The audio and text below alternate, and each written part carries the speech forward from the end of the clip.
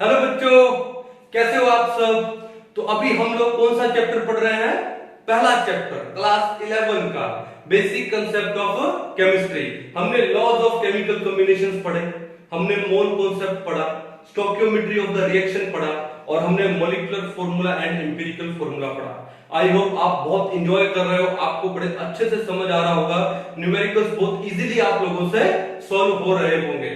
ठीक है, अब हम लोग स्टार्ट करते हैं, उसके बाद नेक्स्ट टॉपिक स्टार्ट करते हैं। अब एक चीज आप नोटिस करो कि केमिस्ट्री की बात कर रहे हैं तो क्या केमिकल रिएक्शंस तो होंगी।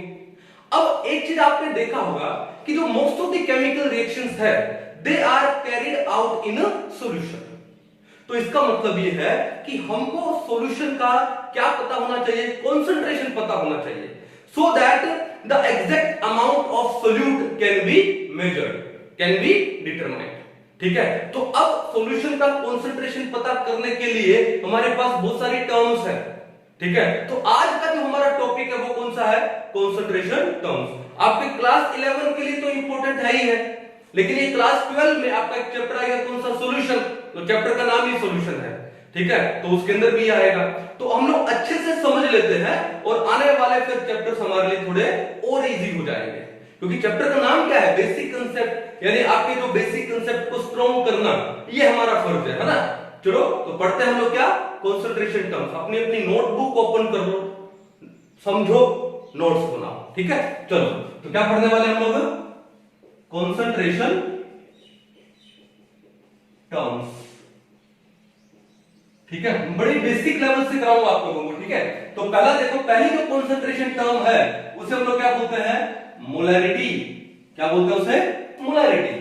ओके, और एक टर्म और है इसके साथ ही, उसको हम लोग क्या बोलते हैं? मोलैलिटी। मोलैलिटी, और ये है मोलैरिटी। अब देखो, मोलैरिटी का जो पहला लेटर है वो कौन सा है? एम। तो इसका जो सिंबल है वो क्या है? Capital M. इसका सिंबल क्या है? Capital M. सिमिलरली मोलैरिटी का भी पहला लेटर क्या हुआ? एम हुआ, लेकिन कैपिटल एम तो बुक हो गया मोलैरिटी के लिए, तो क्या हम उसको कैपिटल एम उसका सिंबल देंगे? नहीं। तो फिर क्या सिंबल देंगे उसको? Small M. क्या सिंबल देंगे? Small M. ठीक है, तो पहले हम समझते हैं, बाद में दोनों में डिफरेंस देखेंगे क्या है। तो मोलैरिटी एक्चुअली है क्या? ठीक है, तो ध्यान रखो कि it is the number of moles of solute dissolved in 1 liter of the solution। कि 1 लीटर सॉल्यूशन में सोल्यूट के कितने नंबर ऑफ मोल्स हैं उसको हम लोग क्या बोलते हैं? मोलैरिटी बोलते हैं। क्या बोलते हैं उसे? मोलैरिटी। तो देखो क्या है molarity? It is the number of moles of solute, okay, dissolved in 1 liter of the solution, 1 liter of the solution। ठीक है ना। अब देखो कि मैथमेटिकली मोलैरिटी किसके इक्वल होगा? ऊपर क्या आएगा? Number of moles of solute upon क्या है? Volume of solution. किसमें? इन लीटर्स में। Volume of solution in litres में। सिंपल सी बात है। ठीक है ना। अब यानी यार इसको मैं ये भी लिख सकता हूं क्या? एन क्या? सोल्यूट। एन क्या है? नंबर ऑफ मोल्स किसका? सोल्यूट का, अपॉन वी सॉल्यूशन का, लेकिन किसमें? लीटर्स में। किसमें? लीटर्स में। अगर आपको मान लो सॉल्यूशन का जो वॉल्यूम है मिलीलीटर में दिया है, तो उसको लीटर में कन्वर्ट करने के लिए क्या करोगे? 1000 से डिवाइड करोगे। क्या करोगे? 1000 से डिवाइड। कहानी समझ आ गई? अब बताओ नंबर ऑफ मोल कैसे निकालते हैं? Given mass by molar mass. कैसे निकालते हैं? Given mass by molar mass. अब गिवन मास यानी W मान लो, W is the given weight of the solute या given mass of the solute upon molar mass. किसमें लिख दूं? Capital M। ये इसका मोलर मास हो गया, या इसको MW भी लिख सकते हो, रिलेट कर दिया W से, सोल्यूट से। अपॉन में क्या है? Volume of the solution. Volume को किस में लिख दिया? V। अगर ये वॉल्यूम आपका मिलीलीटर में है, मान लो V मैं लिख दूं इन ml में है, तो आप क्या करोगे? इसको 1000 से डिवाइड करोगे। और अगर आपका V ऑलरेडी लीटर में है तो आपको उसको 1000 से डिवाइड करने की जरूरत नहीं है। ठीक है ना। तो अब क्या करें? ये जो 1000 है डिवाइड वाला ऊपर आके मल्टीप्लाई में हो जाएगा, तो आपके पास क्या बचेगा, W इंटू 1000 अपॉन ये क्या है MW मोलर मास इंटू में क्या है V वॉल्यूम ऑफ सॉल्यूशन, किसमें है इन ml। तो ये आपके पास क्या आ गया, मोलैरिटी आ गई। ये आपके पास क्या आ गया, मोलैरिटी। अब बात क्या आता है कि जो मोलैरिटी है इसके यूनिट्स क्या होते हैं, इसके यूनिट्स क्या होते हैं। तो देखो हमने क्या लिखा, number of mole of solute, ऊपर तो क्या आया मोल आया ना, नीचे क्या आ रहा है वॉल्यूम आ रहा है, वो भी किसमें लीटर, तो यूनिट क्या हो गए मोल पर लीटर, तो क्या हो गए मोल पर लीटर या मोल लीटर इनवर्स। यूनिट क्या हो गया इसके मोल पर लीटर। कहानी समझ में आ गई। अब बात ये है, एक क्वेश्चन करके देखते हैं, पहले एक क्वेश्चन करते हैं। क्वेश्चन क्या है कि मान लो आपको दिया हो कि ए सॉल्यूशन is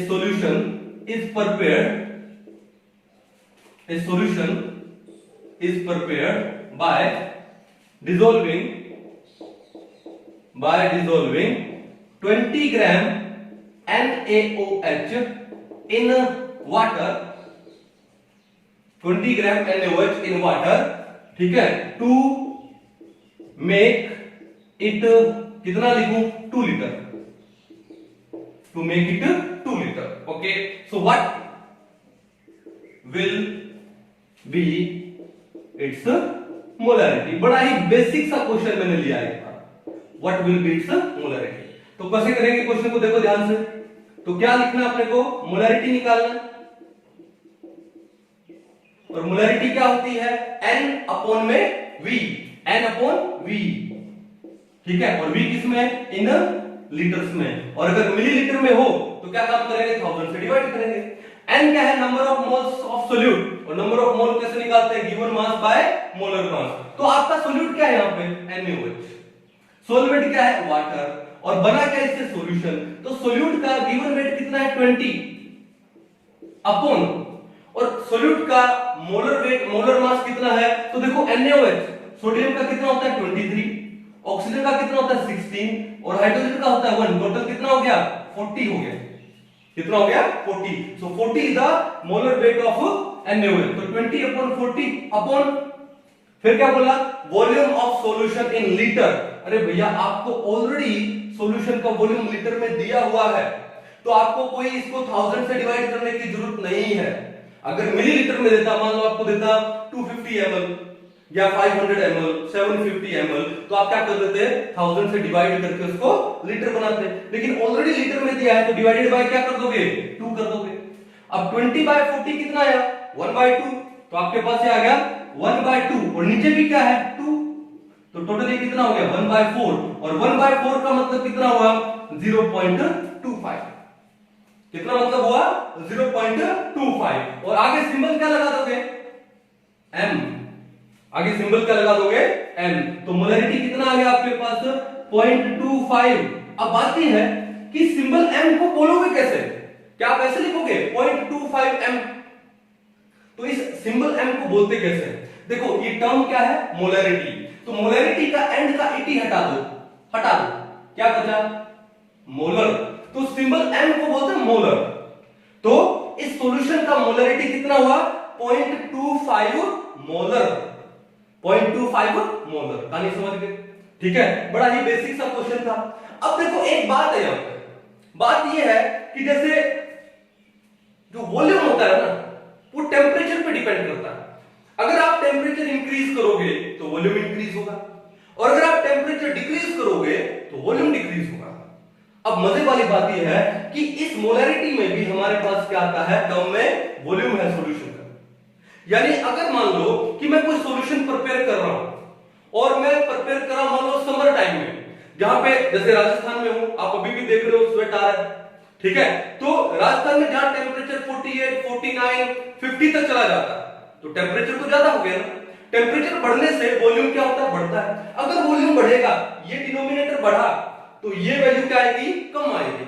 यानी समर सीजन में अगर मान लो मैं सॉल्यूशन बनाता हूं जहां पे टेम्परेचर ज्यादा है तो वॉल्यूम ज्यादा हो जाएगा, वॉल्यूम ज्यादा होने से मोलैरिटी क्या हो जाएगी हल्की सी कम हो जाएगी। और अगर यही काम है यही सॉल्यूशन मैं विंटर में बनाता हूं जहां पे टेम्परेचर मान लो 1 डिग्री 2 डिग्री 3 डिग्री हो जाए।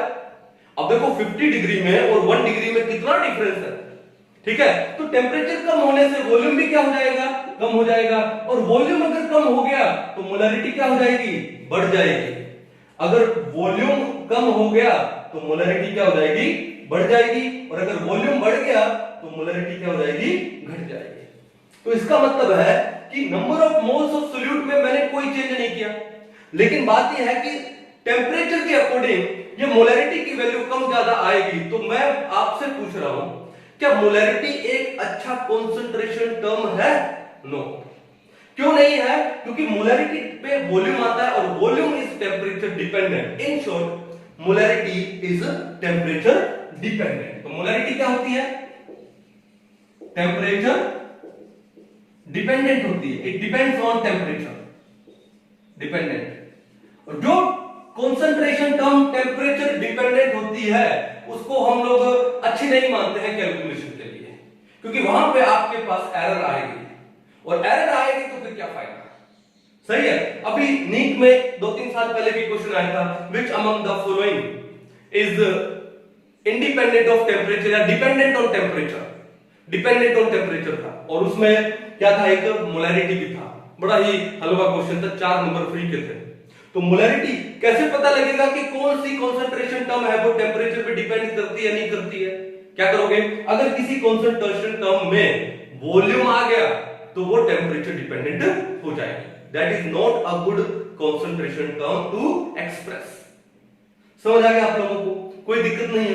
अब देखो बात ये है, इसको मिटा दो क्वेश्चन को, कि मान लो ये जो आप मोलैरिटी आप एक्सप्रेस कर रहे हो, ये कौन से टेम्परेचर को कर रहे हो? बेसिकली हम लोग मानते हैं क्या, रूम टेम्परेचर। और रूम टेम्परेचर हम लोग कितना मानते हैं, लगभग 25 डिग्री सेल्सियस। कई जगह पे 20 डिग्री सेल्सियस भी मानते हैं, लेकिन 25 डिग्री सेल्सियस मान लो। तो ये सारा काम धाम हम लोग कर रहे हैं 25 डिग्री सेल्सियस पे, रूम टेम्परेचर पे।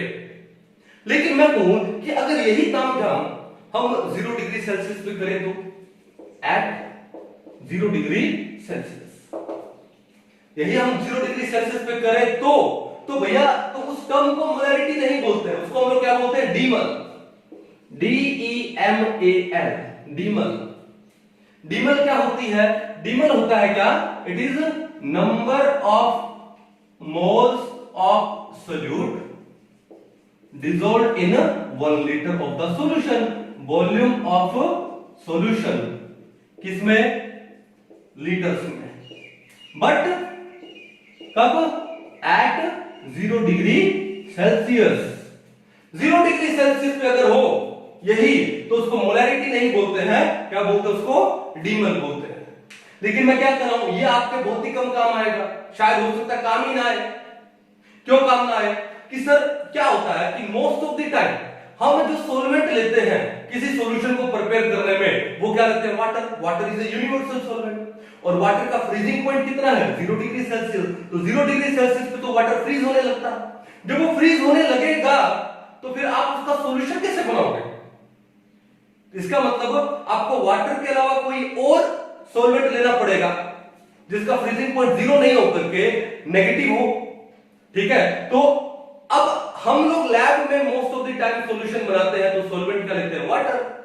तो इसका मतलब हमारे लगभग ये काम आएगा ही नहीं। लेकिन पता तो होना चाहिए कि अगर यही चीज 0 डिग्री सेल्सियस पे हो जाए तो मोलैरिटी को हम लोग क्या बोलते हैं, वहां पे डीमल बोलते हैं। यूनिट वही सेम है, मोल पर लीटर, बट टेम्परेचर क्या है, 0 डिग्री सेल्सियस हो गया।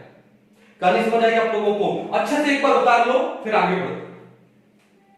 चलिए, आई थिंक अच्छे से समझ आ गया होगा आपको ना। अभी आगे चलते हैं। जो दूसरी कंसंट्रेशन टर्म है, कौन सी है, मोलैलिटी, उसको डिस्कस करते हैं। क्या बोला हमने, मोलैलिटी। सिंबल क्या है, small m।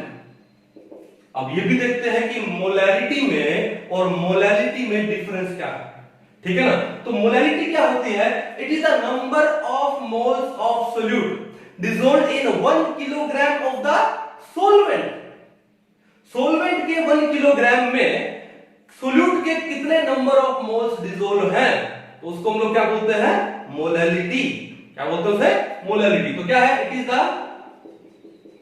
Is the number of moles of solute, number of moles of solute dissolved in 1 kg 1 kilogram of the solvent। यानी इस डेफिनेशन में सॉल्यूशन तो आया ही नहीं, डेफिनेशन में सॉल्यूशन नहीं आया। किस किस को लिया है? सोल्यूट को और सॉल्वेंट को लिया है, ठीक है ना। ओके, तो मोलैलिटी कैसे लिखेंगे? MOLALIT, मोलैलिटी किसके इक्वल होगा? Number of moles of solute upon क्या करेंगे? मास of solvent, mass of solvent in kilogram upon mass of solvent in kilogram. अब देखो यहां पर कि ये number of mass of solute और ये है मास। अरे भैया यहां तो बोले भाई नहीं। अब मास है, मास टेम्परेचर पे डिपेंड नहीं करता। अब जैसे मान लो मास क्या होता है? The content of a body, उसको हम लोग क्या बोलते हैं? मास बोलते हैं। अब ऐसा तो नहीं है ना कि समर टाइम में जब टेम्परेचर मान लो 50 डिग्री सेल्सियस हो जाए यहाँ राजस्थान में, तो मेरा मास है वो क्या हो जाएगा? वो या तो श्रिंक हो जाए या फैल जाए, ऐसा तो नहीं है। या फिर विंटर हो जाए, विंटर में मेरा मास श्रिंक हो गया, नहीं होगा ना, वो तो क्या रहना है? कांस्टेंट रहना है। तो मास इज टेम्परेचर इंडिपेंडेंट। तो मेरे को ये बताओ कि इस मोलैलिटी में अगर वॉल्यूम आया ही नहीं तो वो टेम्परेचर डिपेंडेंट नहीं होगा। मास आया और मास टेम्परेचर पे डिपेंड नहीं करता। आपकी समर में, आपकी विंटर में जो भी आप number of moles of solute लोगे इन ए गिवन मास ऑफ सॉल्वेंट, तो जो भी आपकी मोलैलिटी आएगी सॉल्यूशन की वो क्या रहेगी? कांस्टेंट रहेगी। तो क्या ये एक अच्छी कंसंट्रेशन टर्म है या नहीं है? बिल्कुल है, क्योंकि ये चेंज नहीं होने वाली टेम्परेचर के साथ। तो ये क्या है? This is temperature independent, this is temperature independent, ठीक है। तो टेम्परेचर इंडिपेंडेंट है, then it is a good concentration term to express. तो मेरे को ये बताओ कि अगर आपसे कोई पूछे कि मोलैरिटी में और मोलैलिटी में बढ़िया कंसंट्रेशन कौन सी है, तो आप क्या बताओगे? Sir molality. व्हाई? क्योंकि ये टेम्परेचर पे डिपेंड करती है, तो इसकी वैल्यू में थोड़ी एरर आएगी टेम्परेचर के हिसाब से। ये टेम्परेचर पे डिपेंड नहीं करती है, जैसे टेम्परेचर इंडिपेंडेंट, तो वैल्यू क्या आएगी? कांस्टेंट आएगी, एग्जैक्ट आएगी। तो molality is a good concentration term. कहानी समझ आ गई? चलो अब बात आती है कि इसके यूनिट्स क्या लिखेंगे सर? यूनिट्स, तो यूनिट क्या लिखोगे बताओ? ऊपर क्या है? मोल्स है, ओके। नीचे क्या है? मास, और वो भी किलोग्राम में, तो ये हो गया मोल पर किलोग्राम या फिर मोल किलोग्राम इनवर्स। तो ये क्या हो गए? इसके यूनिट्स हो गए। क्या हो गए? यूनिट। कर लोगे, कोई इशू नहीं है, ओके। अब इसके बाद इसको भी number of moles of solute क्या लिखोगे? चलो इसको कर लेते हैं। ये क्या हो गया? n, और n क्या होता है? गिवन मास बाय में मोलर मास, अपॉन में क्या बोला? मास ऑफ सॉल्वेंट। अब बताओ किसी सॉल्यूशन में सोल्यूट ज्यादा होगा, सोल्यूट का अमाउंट ज्यादा होगा या सोल्वेंट का अमाउंट ज्यादा होगा? सोल्वेंट का। अगर सोल्यूट का अमाउंट मैं स्मॉल w में लिखूं तो सोल्वेंट का अमाउंट मैं कैपिटल W में लिख देता हूं। ये सिर्फ समझने के तरीके हैं भैया, लिखने के तरीके हैं, ठीक है। तो कैपिटल W, और वो किसमें? किलोग्राम में। अगर मान लो आपको सोल्वेंट है ग्राम में दिया हो तो किलोग्राम में कन्वर्ट करने के लिए क्या करोगे? 1000 से डिवाइड करोगे। तो W आपको मान लो दे दिया हो इन ग्राम, तो डिवाइडेड बाय क्या कर दो? 1000 करो। और अगर W किलोग्राम में दिया है तो 1000 से डिवाइड करने की कोई दरकार नहीं है भैया, कोई जरूरत नहीं है। तो ये क्या आ जाएगा आपके पास? क्या आ जाएगा? क्या ये 1000 ऊपर चला जाएगा, स्मॉल w अपॉन में कैपिटल W, इनटू में क्या है? 1000, और इनटू में क्या है? कैपिटल M, या M इसको W लगा, एक ही बात है। तो ये क्या आपके पास आ गई? मोलैलिटी। क्या आ गई? मोलैलिटी। अब मान लो कोई सॉल्यूशन का मोलैलिटी, मान लो किसी सॉल्यूशन का मोलैलिटी है 1, और आगे क्या लगाओगे? M। तो इस M को बोलोगे क्या? मैंने क्या बोला? लास्ट का ET हटा दो, पीछे क्या बचा? मोलल। आगे बचा ये, तो क्या बचा? मोलल। तो इसको बोलेंगे क्या? 1 मोलल, 1 मोलल। क्या बोलेंगे? 1 मोलर सॉल्यूशन। जैसे यहां पर अगर 1 होता तो क्या बोलते हैं? 1 मोलर सॉल्यूशन। यहां क्या बोलते हैं? 1 मोलर सॉल्यूशन। अगर मोलरिटी 1 होता तो बोलना आ गया। ओके, यूनिट पता चले गए, डिफरेंस पता चला गया दोनों में बेस्ट कौन सी है, मोलैलिटी है, क्यों है, टेम्परेचर इंडिपेंडेंट है, ये पता चल गया। ठीक है, हो गया। अच्छे से एक बार उतार लो, एक न्यूमेरिकल करते हैं और न्यूमेरिकल के हिसाब से बाद में चलते हैं। चलिए क्वेश्चन करें मोलैलिटी के ऊपर। ओके, तभी अच्छे से ये क्लियर होगा हमारा। आई होप आपको ये बड़ा इजीली समझ आ गया मोलैलिटी और मोलैलिटी में डिफरेंस। चलो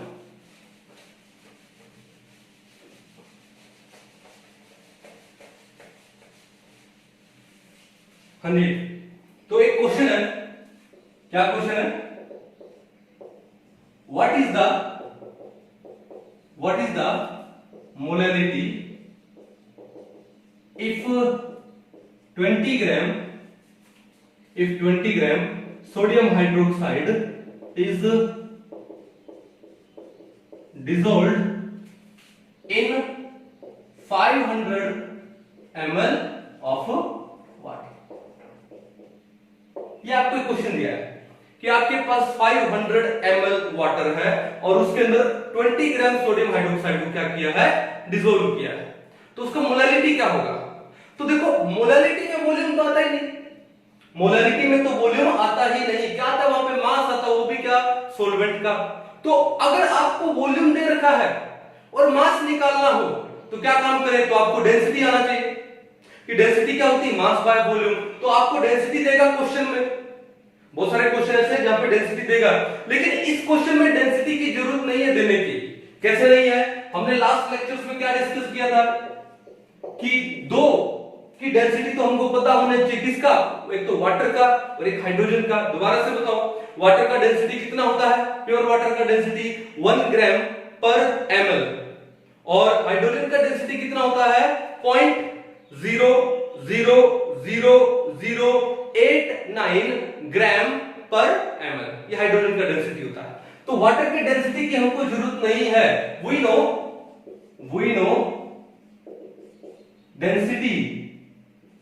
नो डेंसिटी ऑफ वाटर कितना है भैया, वो है 1 ग्राम पर ml। बोले तो वाटर का 1 gram is equal to 1 ml, तो आपको यहां पर वाटर कितना दिया है, 500 ml। तो 500 ml वाटर का मतलब क्या हो गया, किसके इक्विवेलेंट हो गया, 500 ग्राम के इक्विवेलेंट हो गया।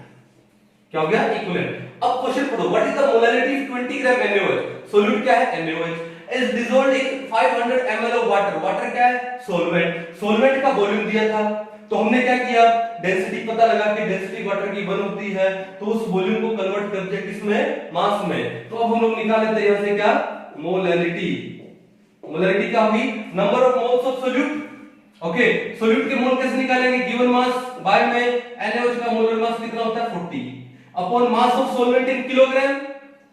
सोलवेंट का मास कितना है, 500 ग्राम, किलोग्राम में कन्वर्ट करोगे तो डिवाइडेड बाय 1000। ऊपर कितना है, 20 बाय 40 कितना हुआ, 1/2, 500 बाय 1000 कितना हुआ, 1/2, कितना आ गया हमारे पास, 1 आ गया। तो आपके पास जो मोलैलिटी थी सॉल्यूशन की, कितनी आ गई, 1 आ गई, कितनी आ गई, 1 आ गई। अब यहां से एक क्वेश्चन जनरेट हो गया कि मान लो कि यही सॉल्यूशन है आपके पास, इसका मोलैलिटी निकालना है तो कितना आएगा। या फिर अगर आपके पास number of mole of solute same, यानी सोल्यूट का वेट सेम दिया हो और आपको सोलवेंट सेम ये दिया हो, तो मोलैलिटी ज्यादा होगी या मोलैलिटी ज्यादा होगी, ठीक है ना। कंडीशन अगर सेम है तो मोलैलिटी ज्यादा है या मोलैलिटी ज्यादा है, तो इस कंडीशन पे हमने मोलैलिटी निकाल लिया। ओके, अब हम लोग इसी कंडीशन पे क्या निकाल लेते हैं, मोलैलिटी निकाल लेते हैं। तो मोलैलिटी क्या होती है, N/V, N कितना हो गया, 20 बाय में 40 हो गया, और V क्या होता है, volume of solution in litre. अब मजे वाली बात है, आपके पास सॉल्यूशन का वॉल्यूम नहीं है। क्यों नहीं है, क्योंकि आपके पास सॉल्यूशन कैसे बनता है, सोल्यूट प्लस में सोलवेंट। अब सोलवेंट का तो वॉल्यूम है 500 ml, लेकिन सॉल्यूशन का तो आपको वेट दिया है 20 ग्राम, वॉल्यूम तो नहीं दिया। अब बात उस 20 ग्राम को वॉल्यूम में कैसे कन्वर्ट करोगे, क्योंकि हमारे पास डेंसिटी नहीं है। तो एक चीज अज्यूम करके देखो कि ये 500 ml वाटर, ये तो सॉल्वेंट का वॉल्यूम हो गया, ये 20 ग्राम है। तो जब सॉल्वेंट इस सॉल्यूशन का हम जो वॉल्यूम निकालते हैं, पहले कैसे निकालेंगे? 500 में कुछ तो ऐड करेंगे, क्योंकि 20 ग्राम एनुअल सॉल्यूट ऐड हो रहा है सॉल्वेंट में, तो सॉल्यूशन का वॉल्यूम थोड़ा तो बढ़ेगा, 100 से थोड़ा सा तो जाएगा। मान लो 110 चला गया एक बार, मान लो, अज्यूम कर लिया, हमको पता नहीं 500 है, 500 से मान लो वो चला गया कितना, 510 चला गया, मान लो कितना चला गया, 510। किसका? सॉल्यूशन का वॉल्यूम। जब हम लोग ये 20 ग्राम इसमें डिसॉल्व करेंगे, हालांकि ज्यादा ही जाना चाहिए, लेकिन एक बार मान लो 510 रफली 510 ग्राम क्या हो गया, वॉल्यूम हो गया, मास हो गया, तो वॉल्यूम मान लो एक बार 510 ml। तो यहां पे क्या हो जाएगा, मैं इसको मान लूं 510 ml और 1000 से डिवाइड कर दूं तो लीटर में आ गया। ऊपर ये क्या हो गया, 1/2, इधर एक 0 से एक 0 कैंसिल आउट करो तो ये क्या हो गया, 100/51, तो कितना आएगा, 100/102। अगर ये 100/100 होता तो वैल्यू आती 1, लेकिन 100/102 डिनोमिनेटर ज्यादा है, तो वैल्यू क्या आएगी, लेस देन 1। तो आपकी जो मोलैरिटी है, मोलैरिटी वो क्या आएगी, लेस देन 1 आएगी। लेकिन इसी का जो मोलैरिटी है वो क्या आया था, 1 आया था। यानी अगर आपको सेम सॉल्यूट दिया हो, सेम सॉल्वेंट दिया हो, ठीक है, तो जो मोलैरिटी है वो 1 है यहां पर इसी क्वेश्चन में, और मोलैरिटी कम है तो उस केस में आपकी जो मोलैरिटी होती है it is greater than molarity, it is greater than molarity. कहानी समझ आई?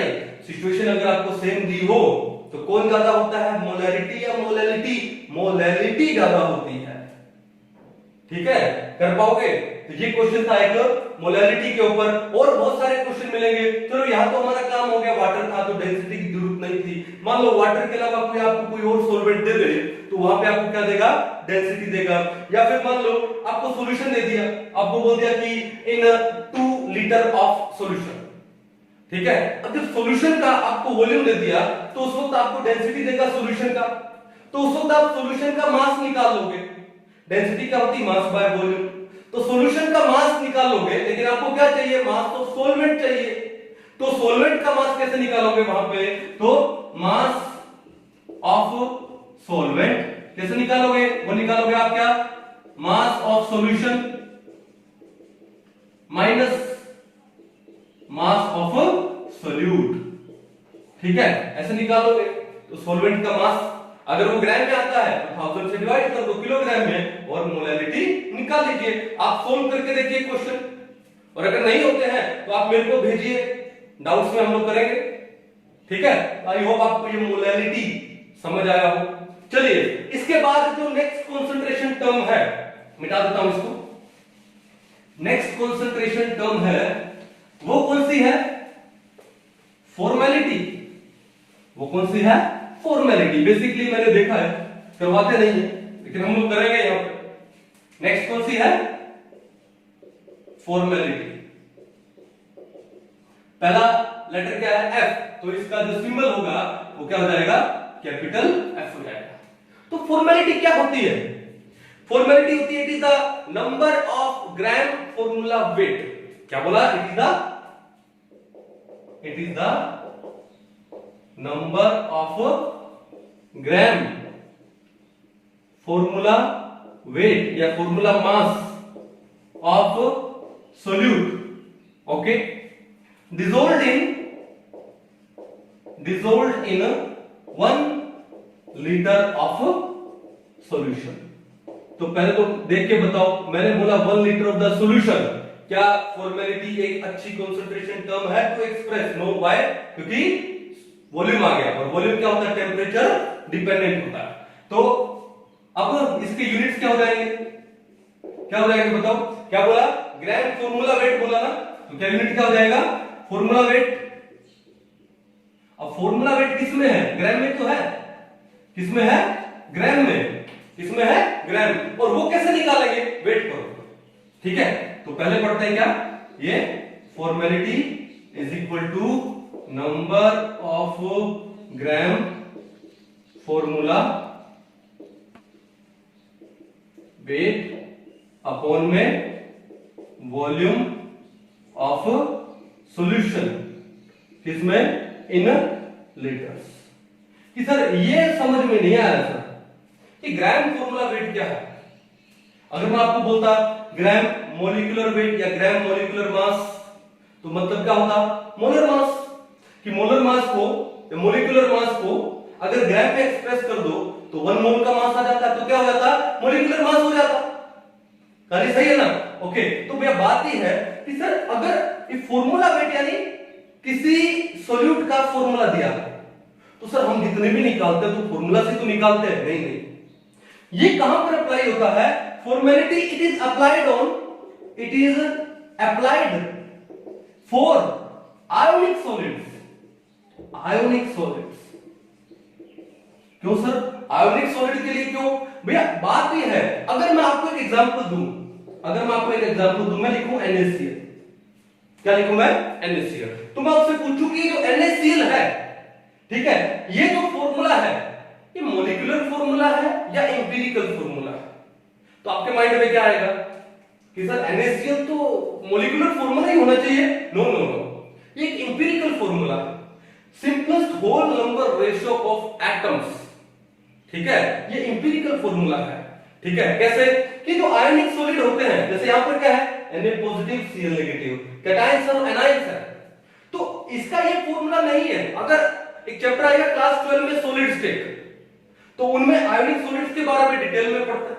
तो यहां पे जो आयंस है, कैटायंस और एनायंस, ये एक यूनिट सेल में डिफरेंट पोजीशन ऑक्यूपाई करते हैं। ठीक है, डिफरेंट पोजीशन क्या होगा यूनिट सेल में, कॉर्नर्स हो गए, फेस सेंटर हो गया, बॉडी सेंटर हो गया, एज सेंटर हो गया, कुछ एक टेट्राहेड्रल वॉइड में होते हैं, कुछ क्या होता है ऑक्टाहेड्रल वॉइड में होता है। तो आयोनिक जो कंपाउंड्स होते हैं ना, अब उसके अंदर कोई ये नहीं कि Na पॉजिटिव का एक ही कैटायन है, नहीं नहीं, there are abundant Na positive cations in a crystal lattice of sodium chloride, abundant, और abundant क्या होंगे वहां पे, क्लोराइड आयंस होंगे। तो मान लो कुछ ऐसा हो जाए कि भाई Na पॉजिटिव है, वो हो जाए कि मान लो 1000, और Cl नेगेटिव वो भी कितना हो जाए 1000, तो क्या हम ये लिखेंगे, या फिर एक हमारे पास एग्जांपल आ गया, वहां पे ऐसा हो गया कि Na 72, Cl नेगेटिव भी मान लो 72, कुछ ऐसा आ गया, तो क्या इसका फॉर्मूला तो सेम है नहीं, मॉलिक्यूलर फॉर्मूला। तो आयोनिक कंपाउंड में कभी मॉलिक्यूलर फॉर्मूला नहीं होता। आयोनिक कंपाउंड में हमेशा क्या होता है, एम्पिरिकल फॉर्मूला होता है, simple whole number ratio of ions in an ionic solvent. और वो जो होल नंबर रेशियो है सिंपल वाला, वो है NaCl। तो ये जो NaCl है, यानी ये जो आयोनिक कंपाउंड है, ये इसका क्या है, एम्पिरिकल फॉर्मूला है भैया। आयोनिक कंपाउंड्स में हमेशा क्या होता है, एम्पिरिकल फॉर्मूला होता है, मॉलिक्यूलर फॉर्मूला नहीं होता। कहानी समझ आ गई? तो हमने बोला फॉर्मेटिक है number of gram formula wait, ये भैया किसके लिए अप्लाई होता है, it is applied for ionic solids, it is applied for ionic solids. कहानी समझ आ गई? कोई इशू नहीं है। अब जैसे NaCl का ये फॉर्मूला, अब ये फॉर्मूला कौन सा फॉर्मूला लेंगे, एम्पिरिकल फॉर्मूला, तो इसका ये फॉर्मूला वेट हो जाएगा। जैसे सोडियम का कितना है 23, क्लोरीन का कितना है 35.5, कितना हो जाएगा 58.5, ये ग्राम। ये तो इसका क्या है, एम्पिरिकल फॉर्मूला है और उस फॉर्मूला वेट है। लेकिन हमने क्या बोला, ग्राम फॉर्मूला वेट, हमने क्या बोला, ग्राम फॉर्मूला वेट 58.5 ग्राम था, ठीक है ना। अब ग्राम फॉर्मूला वेट का मतलब क्या हुआ, अगर यहाँ फॉर्मूला नहीं लिखा होता, यहाँ लिखा होता मॉलिक्यूलर, ग्राम मॉलिक्यूलर वेट या ग्राम मॉलिक्यूलर मास, यानी मॉलिक्यूलर मास को ग्राम में एक्सप्रेस करो तो क्या होता है 1 मोल होता है। यहाँ पे क्या किया हम लोगों ने, फॉर्मूला वेट को ग्राम में लिखा, फॉर्मूला वेट को ग्राम में लिखा, कितना आया, वो 1 मोल लेंगे। अब इसको मोल नहीं बोलते हैं, इसे क्या बोलते हैं, वो फॉर्मूला वेट है। कहानी समझ आ गई? तो ये कहां पे एक्सप्रेस होता है, आयोनिक सॉलिड में एक्सप्रेस होता है। ठीक है, अगर मान लो किसी एक सॉल्यूशन है, जैसे NaCl को हमने वाटर में डिसॉल्व करके सॉल्यूशन बनाया, और उस सॉल्यूशन का जो फॉर्मेलिटी है मान लो 1 आ गया, तो आगे सिंबल क्या आएगा, F। तो क्या बोलेंगे इसको, लास्ट का एटी हटा दो, तो इसको बोलेंगे क्या, 1 फॉर्मल सॉल्यूशन। क्या बोलेंगे इसको, 1 फॉर्मल सॉल्यूशन। क्लियर है? तो अब इसके यूनिट क्या हो जाएंगे बताओ, इसकी यूनिट क्या हो जाएंगे, क्या बोला, ग्राम फॉर्मूला वेट, तो यूनिट क्या हो जाएगा कि ग्राम फॉर्मूला वेट अपॉन लीटर, क्या हो जाएगा, ग्राम फॉर्मूला वेट अपॉन लीटर, ये इसके क्या हो जाएंगे, यूनिट हो जाएंगे। कहानी समझ गए? तो इसीलिए इसको कम पढ़ा जाता है क्योंकि ये कहां पे अप्लाई होता है, आयोनिक सॉलिड्स में अप्लाई होता है। तो हमको नॉलेज तो होना चाहिए ना कि फॉर्मेलिटी नाम की भी एक चीज होती है, ठीक है। अब जो घरों में हम जो हमारे रिलेटिव के साथ या फॉर्मेलिटी करते हैं उसकी बात नहीं कर रहा हूं, मैं केमिस्ट्री की बात कर रहा हूं, ठीक है। चलो, तो नंबर 3 तो ये था। अब आगे चलते हैं, इंपॉर्टेंट है जो कि हमारे आगे बहुत काम आने वाली है, 12th में तो और भी काम आएगी सॉल्यूशन वाले चैप्टर में, और वो क्या है हमारे यहाँ पे, मोल फ्रैक्शन। नंबर 4 क्या है, मोल फ्रैक्शन। क्या है, मोल फ्रैक्शन। अब ये मोल फ्रैक्शन क्या होता है, मोल फ्रैक्शन पहले तो पता होना चाहिए कि इस मोल फ्रैक्शन का सिंबल क्या होता है, इस मोल फ्रैक्शन का क्या होगा, सिंबल। तो मोल फ्रैक्शन का सिंबल ध्यान से देखो, इसको हम लोग कैसे लिखते हैं, ये लिखते हैं, क्या बोलते हैं इसको, काई, CHI, काई। अब चाइनीज में ये क्या है, ची, लेकिन इंग्लिश में इसको क्या बोलते हैं, काई। हिंदी में लिख के बता देता हूं भैया, काई, क्या बोलते हैं इसको, काई, समझ गए। तो अब मैंने देखा कई जगह मोल फ्रैक्शन को x x x पढ़ते थे, x नहीं है, इट्स काई, क्या है ये, काई। तो मोल फ्रैक्शन का, क्योंकि ये भी कहां से स्टार्ट हुआ था, m से, अरे कैपिटल M मोलैरिटी के लिए चला गया, स्मॉल m मोलैरिटी के लिए चला गया, अब ये भी m से स्टार्ट हो रहा है, तो क्या रहे हैं अब, तो हमने इसको किससे एक्सप्रेस करते हैं, काई से, ठीक है। तो अब ये मोल फ्रैक्शन क्या है, वो हेडिंग ही बता रही है कि फ्रैक्शन ऑफ मोल्स, क्या है ये, फ्रैक्शन ऑफ मोल्स। अब किसका फ्रैक्शन ऑफ मोल्स, तो देखो ध्यान से कि मान लो हमारे पास एक सॉल्यूशन है और इस सॉल्यूशन में दो कंपोनेंट है A एंड B, यानी एक तो आपका सोल्यूट हो गया और एक क्या हो गया, सॉल्वेंट हो गया, ठीक है ना। तो बात यह है कि जो मोल फ्रैक्शन है, मोल फ्रैक्शन काई, किसका, सॉल्यूशन का, इट इज इक्वल टू, किसके इक्वल होता है, ये होता है मोल fraction of solute plus mole fraction of solvent.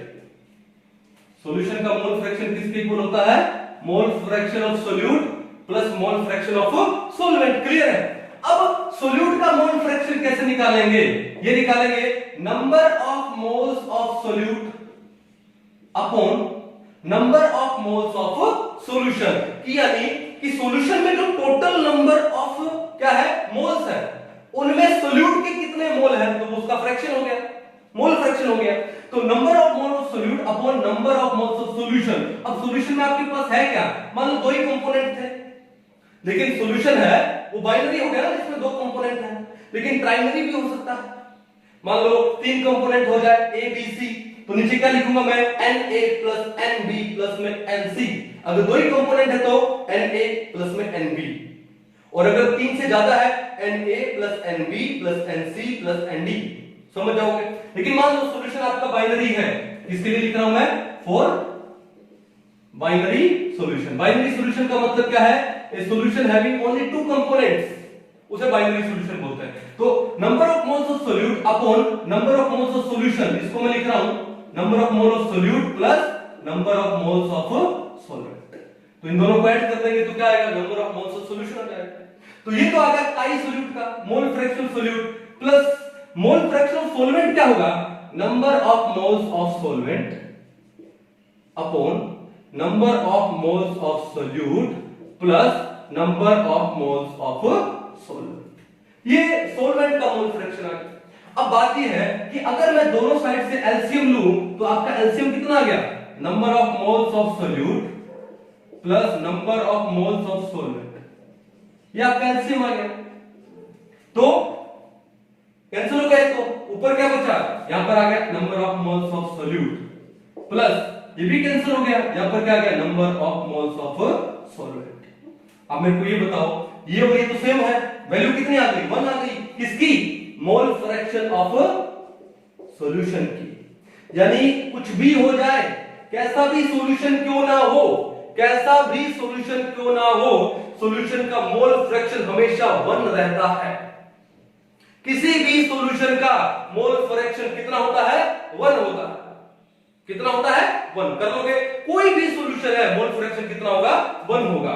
अब मान लो आपको ऐसा दे दिया जाए कि एक सॉल्यूशन है, उसमें जो सोल्यूट का मोल फ्रैक्शन है 0.2, तो सॉल्वेंट का मोल फ्रैक्शन कितना होगा? तो क्या करोगे? 1 माइनस 0.2 यानी 0.8, खत्म।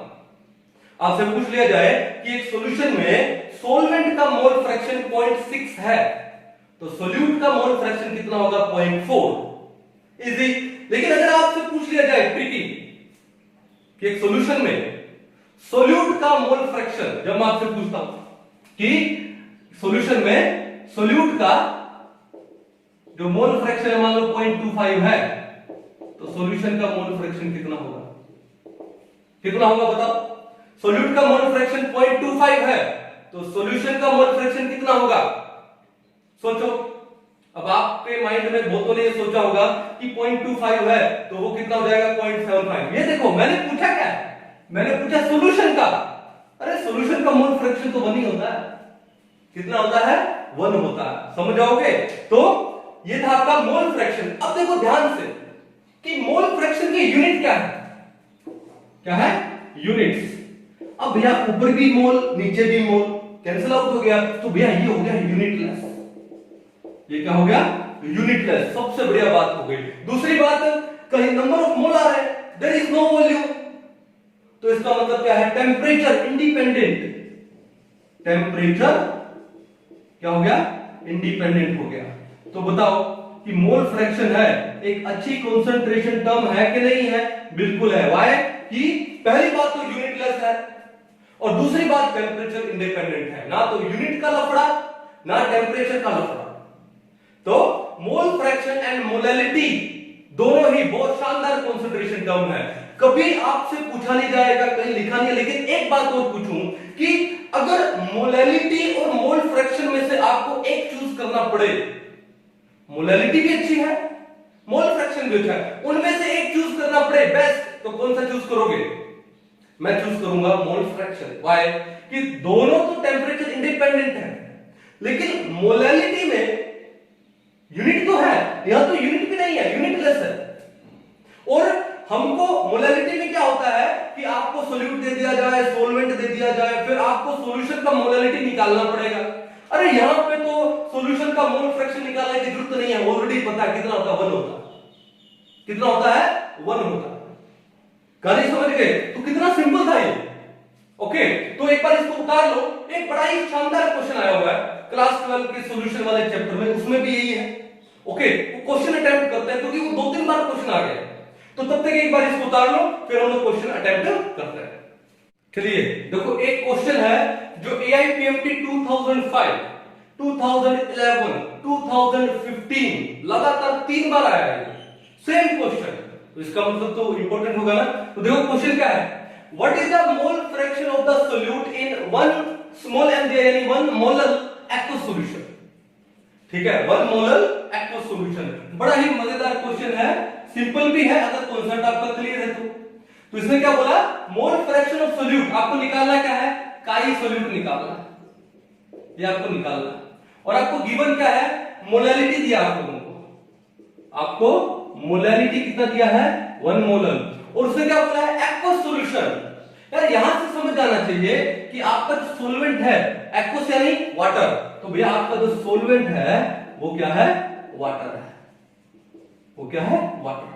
बस ये 3 चीजें दी है, 2 चीजें दी है, और आपको सोल्यूट का मोल फ्रैक्शन निकालना है। बड़ा मजेदार है ये। तो भैया एक बात बताओ, सोल्यूट का मोल फ्रैक्शन कैसे निकालते हैं? बताओ। मोल फ्रैक्शन ऑफ सोल्यूट क्या होता है? It is the number of moles of solute upon number of moles of solute plus number of moles of solvent. यही तो है, यही तो है ना। यानी आपको सोल्यूट के नंबर ऑफ मोल्स चाहिए और सॉल्वेंट के नंबर ऑफ मोल्स चाहिए, 2 चीजें आपके पास आ गई, आप सोल्यूट का मोल फ्रैक्शन निकाल सकते हो। अब ये 2 चीजें कैसे निकाले इनमें से? तो भैया एक बात बताओ, मोलैलिटी क्या होती है? What is molality?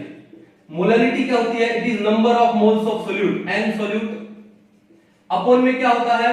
Mass of solvent या weight of solvent, mass of solvent, किसमें? In kilogram. होती कि नहीं होती? अब आपको यहाँ पे मोलालिटी कितना बोला? 1 बोला। Number of moles of solute क्या है? निकालना है। मास ऑफ सोलवेंट, आपका सोलवेंट क्या है? वाटर है। तो एक बार सोलवेंट का मास अज्यूम कर लो। कैसे अज्यूम करोगे? कि let mass of solvent is कितना? 1 किलोग्राम। सोलवेंट का मास 1 किलोग्राम अज्यूम कर लो। 1 किलोग्राम में कितने ग्राम होते हैं? 1000। तो अपॉन में क्या था? मास ऑफ सोलवेंट इन किलोग्राम, तो आ गया 1 किलोग्राम। तो 1 को यहां ले लो, 1 ही। तो number of moles of solute कितने आ गए आपके पास? 1 आ गया। कब आ गया? जब आप सोलवेंट का मास 1 किलोग्राम अज्यूम करते हो। पुट कर दो यहाँ पे, number of moles of solute कितना है? 1 अपॉन 1 प्लस, अब आता है number of moles of solvent. अब सोलवेंट के मोल कैसे निकालें? देखो, n सोलवेंट, और सोलवेंट क्या हमारे पास? वाटर। नंबर ऑफ मोल कैसे निकालते हैं? Given mass by molar mass. अब वाटर का मास कितना लिया हम लोगों ने? कितना लिया था? 1 किलोग्राम। उसको ग्राम में कन्वर्ट करो, कितना होगा? 1000। तो गिवन मास कितना है? 1000 ग्राम। और मोलर मास कितना है हमारे पास वाटर का? H2O 16 प्लस में 2 कितना होता है? 18 होता है कि नहीं होता? तो ये हो गया 1000 बाय 18। और जब आप 1000 को 18 से डिवाइड करते हो तो वैल्यू आती है कुछ 55.55। तो सोलवेंट के जो नंबर ऑफ मोल्स हैं वो आपके पास कितना आ गया? 55.5 आ गया। कितना हुआ ये? 1 अपॉन ये कितना हो गया? 56.5। अब इसको सोल्व करना है, और मैंने क्या बोला कि कंपटीशन में आपको एग्जैक्ट वैल्यू लाने की जरूरत नहीं है। अपने सिंपल मेथड से, टेक्निक से आप नियर अबाउट वैल्यू ले आइए और देखो किससे ज्यादा मिलती जुलती है, टिक करता हूं। अब मैं इसको सोल्व कैसे करता हूं? अब देखो, न्यूमरेटर कम है, डिनोमिनेटर ज्यादा है, ठीक है? तो मेरे को डिवाइड करने के लिए ऊपर 100 से मल्टीप्लाई करना पड़ेगा। तो अगर मैं इसको 100 से मल्टीप्लाई कर दूं या फिर 100 से डिवाइड कर दूं, एक ही बात होगी ना? डिवाइड यानी इनटू में 100, और नीचे वाला 100 को मैं ऊपर ले जाऊं तो लिख दूं इनटू 10 की पावर -2। मैं 100 से मल्टीप्लाई कर दिया और 10 की पावर -2 से मल्टीप्लाई कर दिया, तो ये कैंसिल आउट हो गया, 1 नहीं बचा, फर्क नहीं पड़ा। लेकिन इससे हमारी प्रॉब्लम सॉल्व हो जाएगी। क्या? 100 बाय में क्या करूंगा? 56.5। अब एक काम करता हूं कि अगर ये डिनोमिनेटर 50 होता तो 100 बाय 50 कितना आता? 2। 100 बाय 50 कितना आता? 2 आता। और आगे कितना है? 10 की पावर -2। -2 का मतलब क्या हुआ कि भैया एक डिजिट ये, एक जीरो ये, और यहां पे मैं लगा देता पॉइंट। ऐसा होता कि नहीं होता अगर ये 50 होता तो? लेकिन डिनोमिनेटर 50 से ज्यादा है तो वैल्यू 2 से थोड़ी कम आएगी। तो 2 नहीं आकर के ये क्या आएगा? ये मान लो 1, उसके बाद 7 या 8 कुछ ऐसा आएगा। तो 0.01, अब उसके बाद वो 7 8 कुछ भी आए, आप देखो किसके क्लोज है? पहला क्या है? पॉइंट के बाद 0 तो है नहीं, डायरेक्ट 1 हो गया, कैंसिल। दूसरा 1.7 वैसे ही कैंसिल। तीसरा 0.0, मैं कह रहा था कि 2 से कम आने वाला है, यहां तो 0.0 के बाद 3 है, ये तो वैसे ही कैंसिल हो गया। 0.0177 ये क्लोज है भैया, तो आपका आंसर क्या आ गया? 0.0177। ये क्या आ गया आपके पास? सोल्यूट का मोल फ्रैक्शन आ गया। कल समझ आई? तो ऐसे क्वेश्चन सोल्व करते हैं, ठीक है? तो इसको अच्छे से करो मोल फ्रैक्शन को, और नोट करो इसको, और फिर हम लोग आगे बढ़ते हैं।